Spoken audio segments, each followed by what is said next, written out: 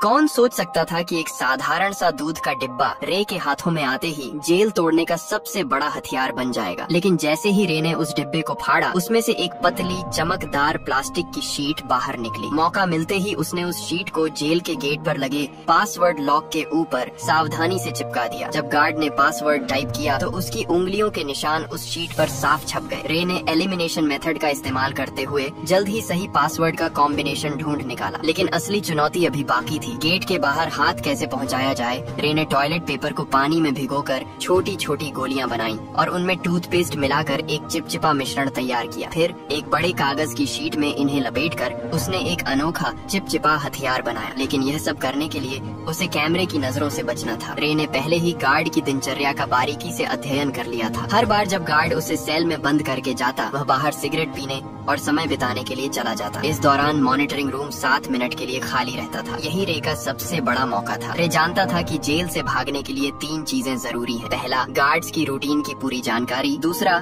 Jail के ढांचे का सटीक अंदाजा। और तीसरा, बाहर किसी भरोसेमंद साथी का होना। रे ने पहले 2 चीजों पर पकड़ बना ली थी। उसने जेल के पास एक कमजोर जगह भी ढूंढ निकाली थी, एक फायर स्टेशन जो जेल की दीवार से सटा हुआ था। रे के पास ब्लैक सेल की लोकेशन का भी पता था। सब कुछ दिमाग में सेट करने के बाद उसने अपने प्लान को अमल में लाना शुरू किया। उसने जानबूझकर एक कैदी पर हमला कर उसे घायल कर दिया। जैसा उसने सोचा था वैसा ही हुआ। गार्ड्स ने उसे सजा के तौर पर ब्लैक सेल में डाल दिया। जब गार्ड खाना देने आया, रे ने चुपके से कागज की गोली छोटी खिड़की के ताले में डाल दी, जिससे वह आसानी से खुल गई। पासवर्ड सिर्फ 4 अंकों का था, जिसे रे ने चुटकियों में क्रैक कर लिया। ब्लैक सेल से निकलते ही उसने मॉनिटरिंग सिस्टम को हैक कर 1 मिनट पुराना फुटेज चला दिया ताकि गार्ड्स को कुछ पता न चले। इसके बाद उसने फायर स्टेशन से जुड़ी वेंटिलेशन पाइपलाइन को खोज निकाला। जब गार्ड सिगरेट पीने में व्यस्त थे, रे उस पाइप के रास्ते रेंगता हुआ बाहर निकल गया। बाहर उसकी साथी पहले से ही तैयार थी। उसने एक छोटी कार में विस्फोट कर दिया, जिससे फायर अलार्म बज उठा। गार्ड्स ने सीसीटीवी फुटेज चेक की, लेकिन सब कुछ सामान्य दिखा। इस बीच रे फायर स्टेशन में दाखिल हो चुका था। उसने जल्दी से एक फायर फाइटर की वर्दी चुराई और फायर ट्रक के नीचे छुप गया। अफरा तफरी का फायदा उठाकर वह ट्रक के साथ घटना स्थल तक पहुंचा और वहां से अपनी साथी की गाड़ी में बैठकर साफ बच निकला। ये रे की 14वीं जेल ब्रेक थी, जहां ये खुलासा होता है कि वह कोई नॉर्मल अपराधी नहीं था। उसका असली काम जेलों की सिक्योरिटी सिस्टम को टेस्ट करना था। असल में वह एक सिक्योरिटी कंपनी का ओनर था, जिसकी वजह से वह नकली कैदी बनकर जेलों में घुसता और अपनी काबिलियत से बाहर निकलकर यह प्रूफ करता था कि जेल की सिक्योरिटी सिस्टम में सुधार की जरूरत है या नहीं। वह इतनी जेलों से भाग चुका था कि लोग कहने लगे कि ये बंदा किसी भी जेल को एस्केप कर सकता है। एक दिन सीआईए के लोग उसके पास आए और कहा कि उसे एक बहुत कड़ी और खुफिया जेल में जाना होगा, जिसका नाम या लोकेशन किसी को बताने का आर्डर नहीं था। ये मिशन बहुत खतरनाक था। बावजूद इसके रे मान गया, क्योंकि उसे लाखों डॉलर का यह ऑफर वर्थ हिट लगा। कौन जानता था कि पैसा सच में इंसान से कुछ भी करवा सकता है।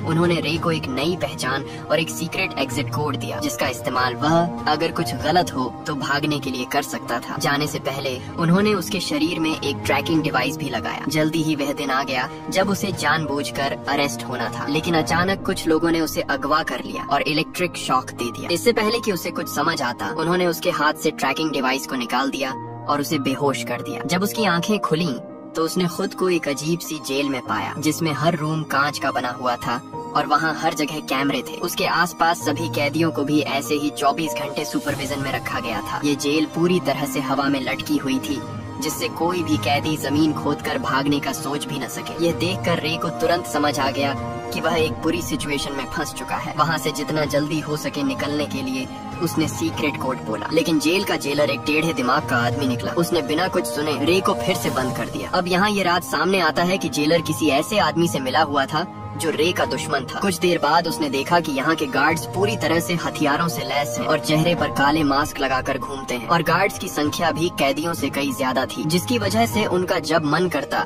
वे किसी को भी मारने या पीटने लग जाते। वहीं कैदियों को टॉर्चर करने के लिए एक भयानक कमरा बनाया गया था, जहां अंदर जाते ही तेज रोशनी से आंखें चकाचौंध हो जाती थी। इसके अलावा वहां का तापमान भी बहुत ज्यादा था, लेकिन इसके बावजूद दर्द को सहते हुए रे जैसे तैसे पूरे कमरे की जांच पड़ताल करने लगा। तभी मुआयना करते हुए उसकी नजर फर्श पर स्टील प्लेट से जुड़ी कील पर पड़ी। उसी मोमेंट उसके दिमाग में एक आइडिया आया। बाहर निकलने के बाद उसने प्लान बनाना शुरू कर दिया। अब जेल से बाहर निकलने के लिए उसे किसी की सख्त जरूरत थी। जैसे ही उसने अपनी पहचान बनानी शुरू की, तभी टाइसन नाम का एक आदमी उससे दोस्ती करने आ गया। उसकी आंखों में अलग ही चमक थी। उसने सीधे पूछा, क्या चाहिए तुझे? रे ने भी कुछ नहीं छुपाया और सीधा कहा, मुझे एक चमकदार आयरन शीट चाहिए जो रोशनी को रिफ्लेक्ट करे, और अगर तुम मुझे यह लाकर देते हो तो हमारी दोस्ती पक्की समझो। इस पर टाइसन भी राजी हो गया। इसके बाद वह सीधा जेलर के पास पहुंच गया और उसे उल्टा सीधा कहने लगा, जिससे टेढ़े दिमाग का जेलर गुस्से में आकर उसे वाटर टॉर्चर देने लगा। हालांकि इसी बीच टाइसन ने चालाकी से उस कमरे का ड्रेन कवर निकाल लिया। काफी मार खाने के बाद उसने वह कवर रे के हवाले कर दिया। रे को लगा, वाह, ये आदमी तो काफी शातिर खिलाड़ी निकला। टाइसन से इम्प्रेस होकर उसने अपनी असली पहचान बता दी कि मैं एक जेल ब्रेकर हूँ। इसी के साथ उसने अपना एनालिसिस भी बताया कि इस जेल का स्ट्रक्चर वर्टिकल है, जिसका मतलब यह जेल अंडरग्राउंड में बनाई गई है। दरअसल जब रे टॉर्चर रूम में था तो उसने जमीन के नीचे से पानी की आवाजें सुनी थी, जिसका मतलब वहाँ एक पानी की पाइपलाइन हो सकती है जिससे उन्हें भागने का रास्ता मिल सकता है। इस सब के बाद टाइसन ने जानबूझकर जेल के गुंडे मार्को ब्रदर्स से पंगा ले लिया। उधर रे ने एक रोटी को हथेली में छिपा लिया। फिर जैसे ही मार्को के आदमियों ने जेल में मारपीट मचाई, प्लान के अकॉर्डिंग दोनों को टॉर्चर रूम में डाल दिया गया। वहाँ पहुँचते ही रे ने फौरन ड्रेन कवर निकाला और उसकी रिफ्लेक्शन से कीलों पर फोकस डाला। देखते ही देखते हाई टेम्परेचर की वजह से वे कीलें पिघल कर बाहर निकलने लगी और एक एक करके कुछ ही सेकंडों में उसने सभी को निकाल लिया। फिर उसने रोटी का टुकड़ा मुंह में डालकर टाइसन को इशारा किया ताकि वह गार्ड का ध्यान अपनी तरफ खींचे। इसके बाद टाइसन ने अपना काम शुरू कर दिया, जिससे जेलर का ध्यान उसकी तरफ चला गया। वहीं रे ने तुरंत गीली रोटी को सीसीटीवी कैमरे पर चिपका दिया ताकि अंदर की फुटेज न दिखे। फिर वह फ्लोर से नीचे उतर गया और पाइपलाइन में चढ़ते हुए आगे बढ़ने लगा, लेकिन बदकिस्मती से रास्ते में गलती से एक तार टूट गया, जिससे पानी बाहर आने लगा। आखिरकार जब वह ऊपर पहुंचा तो उसके पैरों तले जमीन खिसक गई, क्योंकि यह जेल जमीन के नीचे नहीं बल्कि समुद्र के बीचों बीच पानी की एक विशालकाय शिप में थी, जहां से भाग पाना नामुमकिन था। इस बीच पानी लीक होकर जेल के अंदर भरने लगा, जिसकी वजह से टॉर्चर रूम के कैदियों को रिहा कर दिया गया। खुशकिस्मती से रे गार्ड्स की नजरों से छिपकर समय पर वापस आकर बच गया। हालांकि दूसरी ओर एक नई मुसीबत उसका इंतजार कर रही थी। दरअसल जेलर को फर्श पर छोड़ी गई कीलें मिल गईं, जिससे वह समझ गया कि रे ने जेल तोड़ने की कोशिश की है। उसके बाद उसने फौरन एक आदमी को कॉल लगाया, जहां यह राज खुला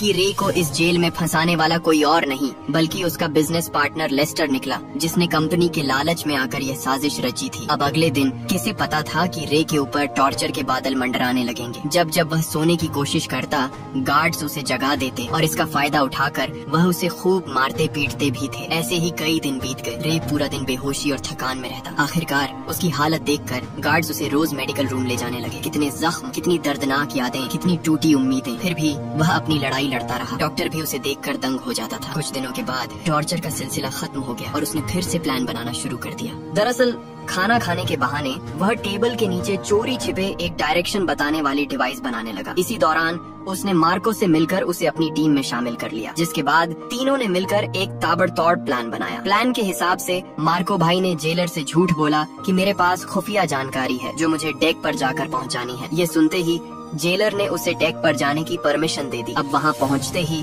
मार्को ने डायरेक्शन डिटेक्टर से मेजर करना शुरू कर दिया, मगर रे के लिए इतना काफी नहीं था। उसने नोटिस किया कि फ्लश करते वक्त पानी घड़ी की उल्टी दिशा में घूम रहा था। अब सारे डाटा को एनालिसिस करने के बाद उसने कंक्लूड किया कि वह अभी नॉर्दर्न हेमिस्फेयर में है। फिर एक नए आए कैदी से पूछने पर पता चला कि अभी नवंबर का महीना चल रहा है। इसके बाद रे ने अपने बॉडी टेम्परेचर को ध्यान में रखकर अनुमान लगाया कि वहाँ का तापमान जरूर मोरक्को तट के आसपास का होगा। इतनी मशक्कत के बाद आखिरकार अंत में जाकर उन्होंने क्लियर लोकेशन का पता लगा ही लिया। हालांकि लोकेशन पता होने के बावजूद वे वहाँ से निकलते भी तो कैसे। तभी टाइसन ने कहा कि अगर हम किसी तरह से बाहर मौजूद मेरे आदमियों तक मैसेज भेज सकें तो हमें यहाँ से निकलने से किसी का बाप भी नहीं रोक सकता। उसकी बातें सुनकर रे को लगा कि इस जेल का डॉक्टर शायद उसकी मदद कर सकता है। उसके बाद उन्होंने एक प्लान बनाया, जिसके अकॉर्डिंग टाइसन ने जानबूझकर रे पर हमला कर दिया, जिससे वह डॉक्टर के पास जा सके। ऐसे ही कई दिनों तक रे बीमार होने का नाटक करके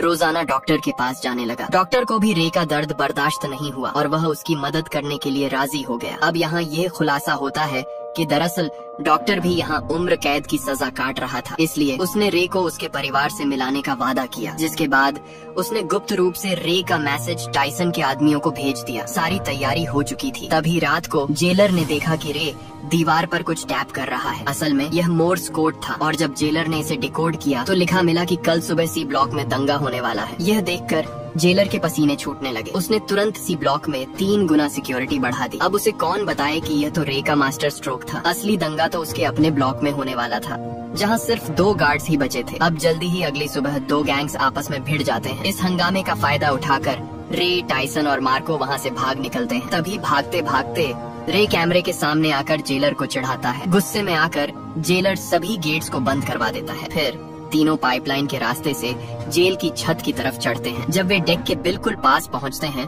तो उनका रास्ता एक इलेक्ट्रॉनिक गेट से बंद हो जाता है, जिसे खोलने का बस एक ही रास्ता था कि पूरी जेल का पावर ऑफ कर देना। इस जोखिम भरे काम से सबको वापस पकड़ा जा सकता था। वहीं दूसरी तरफ जेलर ने मोशन डिटेक्टर के जरिए उनकी लोकेशन ट्रेस कर ली और फिर सारे गार्ड्स उनके पीछे लग गए। तभी भागने के दौरान मार्को को गोली लग जाती है। वह समझ जाता है कि उसका जिंदा बचना अब मुश्किल है, इसलिए वह अपने साथियों को भागने को कहता है और अकेले गार्ड्स को रोकता है। जैसे तैसे रे नीचे पावर रूम तक पहुंचकर पूरे शिप का पावर ऑफ कर देता है और ऊपर गेट खुलते ही टाइसन तुरंत डेक तक पहुंच जाता है। खुशकिस्मती से वहां हेलीकॉप्टर भी पहुंच चुकी थी, लेकिन टाइसन के मजबूत इरादों की वजह से वह रे को अकेला छोड़कर जाता भी तो कैसे। उसने मशीन गन उठाई और सामने आने वाले गार्ड्स पर गोलियां चलानी शुरू कर दी। वहीं दूसरी तरफ रे छुपकर पानी के एक टैंक में घुस गया, जहां उसे ढूंढ पाना मुश्किल था। यह देखकर जेलर ने तुरंत आदेश दिया कि शिप को दोबारा रिस्टार्ट करो, जिससे जिस पानी के टैंक में रे छुपा था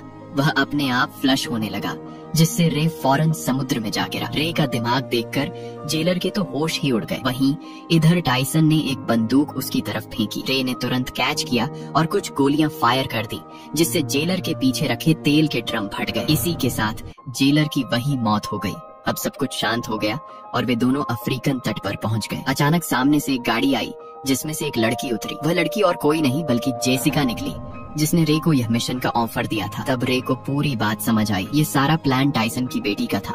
दरअसल जेसिका ने अपने पिता को बचाने के लिए उसे जेल में भिजवाया था और रे की चालाकी से उसे बाहर भी निकलवा लिया। आखिरकार रे के चेहरे पर एक प्यारी सी मुस्कान खिल उठी और ऐसे ही संघर्ष और हार न मानने के जज्बे से वे लोग अपने परिवार से वापस मिल सके। यही मुलाकात इस खूबसूरत फिल्म का अंत बन गई। तो दोस्तों, आशा है आपको कड़ी मेहनत और उम्मीद से भरी ये मूवी पसंद आई होगी। अगर पसंद आई है तो प्लीज नीचे आ रही इन वीडियोस को भी जरूर देखें और वीडियो को लाइक करके चैनल को सब्सक्राइब कर लें, जिससे आपको और भी मूवीज देखने मिल सकें।